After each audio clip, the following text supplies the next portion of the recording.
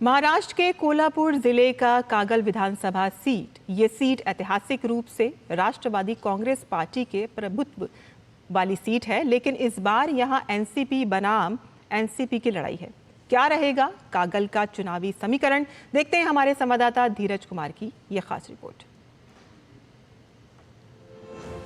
कोल्हापुर के हृदय में कार्यशालाओं का एक समूह है, जहां हथौड़ों की लयबद्ध टाप परंपरा और परिवर्तन की कहानी कहती है।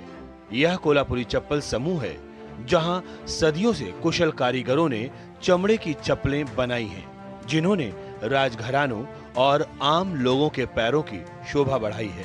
कोल्हापुर की leather and chappal works producer company ने 12 गांवों की 300 महिलाओं का समूह बनाया है, जिसे ग्रामीण विकास मंत्रालय और महाराष्ट्र राज्य ग्रामीण जीवन उन्नति अभियान से संबल मिला है। अभी जो हमारी कंपनी है 12 गांव से जुड़ी हुई है, इनमें से 300 महिलाएं आर्टिसन हैं। ये अभी महिलाओं की कंपनी है और 300 महिलाओं को यहाँ पे अभी रोजगार मिल रहा है। इसके साथ ही कंपनी और ज्यादा हर घर में हमारा एक आर्टिसन तैयार हो, इस तरह से ये प्रयास करेगी कंपनी आगे बढ़ने में और महिलाओं को, ज्यादातर महिलाओं को रोजगार मिले, यही कंपनी का व्यू है। हमारे प्रोड्यूसर ग्रुप है, 5 लेडीज के 10 लेडीज के ग्रुप है। वो पर पेयर पे अभी एक साल के लिए 150 रुपए के लिए पेयर पे वो जितना काम करते हैं उतना उनको दाम मिलता है। और महाराष्ट्र राज्य ग्रामीण जीवन उन्नति राज्य शासन और केंद्र शासन तरफ से हमें ग्रांट मिला हुआ है, इसीलिए हम ग्रामीण भारत मंत्रालय के दिल जान से शुक्रिया अदा कहना चाहते हैं। कागल विधानसभा पर कभी शरद पवार के चहेते रहे हसन मुशर्रफ 5 बार के विधायक रहे हैं और 20 साल से महाराष्ट्र में मंत्री, लेकिन इस बार मुशर्रफ शरद पवार का साथ छोड़कर अजीत पवार के पाले में चले गए और कागल सीट की सियासी जमीन बदल गई।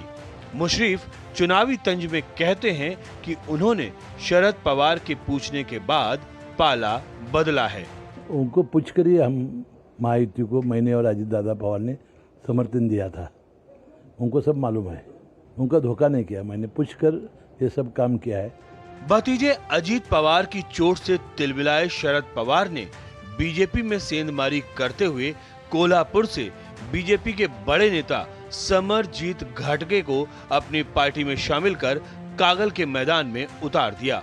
समरजीत कहते हैं, हसन मुशर्रफ ने 25 साल विधायक रहते हुए औद्योगिक शहर के रूप में कागल को विकसित नहीं किया, जबकि यहाँ संभावनाएं बहुत हैं।